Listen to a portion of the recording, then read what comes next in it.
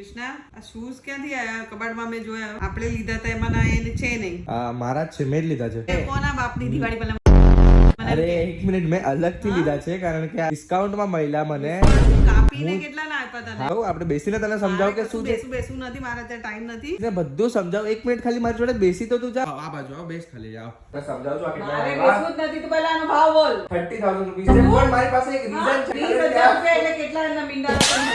કોઈ વાત આના હું છે ને રન ક્લબ્સ જોઈન કરવાનું છું દિવાળી પછી.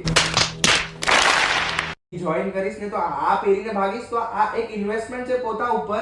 આ ઠોઠ નિશાળિયાને વેતન ના જાજા એવું છે આમાં. વોટ? ઠોઠ નિશાળિયાને વેતન ના જાજા. સુપર. શું કે જેને કશું કરવું ના હોય એના પાસે વસ્તુઓ નવી નવી લાવીને મૂકી દે એટલે એને સેટિસ્ફેક્શન થઈ જાય. ખોટ વોટની વાત હા, નથી એ જ સાંભળ. છે. અને મેં લીધા તો મારા પોતાના પૈસાથી છે ને. તારા પૈસા આવ્યા ક્યાંથી? ક્યાંથી કમાયો? સ્ટોક માર્કેટ થી પૈસા કમાઉં છું. એટલે જુગાર વેળાનું ચાલુ કર્યું અરે છે. એક જુગાર વેળા કાંઈ નથી. બેસ તને સમજાવું અહીંયા. હું જેટલી બી ઇન્વેસ્ટમેન્ટ કરું છું ને, I do it with the track stock report feature. આ એટલા ક્લિયર વર્ડિક્સ અને ડિટેલ્ડ એનાલિસિસ આપે છે. તારે બસ 4 ક્વેશ્ચનના જવાબ આપવાના છે અને stock report is in front of you. અને કોઈ ટ્રસ્ટ ઇશ્યુઝ બી નથી બીકોઝ આ સેબી રજિસ્ટર્ડ છે. તો આપણને ખાલી એ જે રિપોર્ટ આપે એનાથી આપણે ઇન્વેસ્ટમેન્ટ કરવાની છે. બધું બરાબર છે. તું પૈસા કમાયો આનાથી. પૈસા બચાયા તે? બચાયા. હવે નેક્સ્ટ ટાઈમ હું પપ્પાને કહીને આ અકાઉન્ટ મારા સાથે લિંક કરાવું છું. ત્યારે આ પૈસા અકાઉન્ટમાં જમા થશે ત્યારે આ શૂઝ મળશે. અરે પણ એક મિનિટ, આના પૈસા તો મેં ઓલરેડી આપી દીધા છે. તો તું ફાલતુગીરી કરે છે.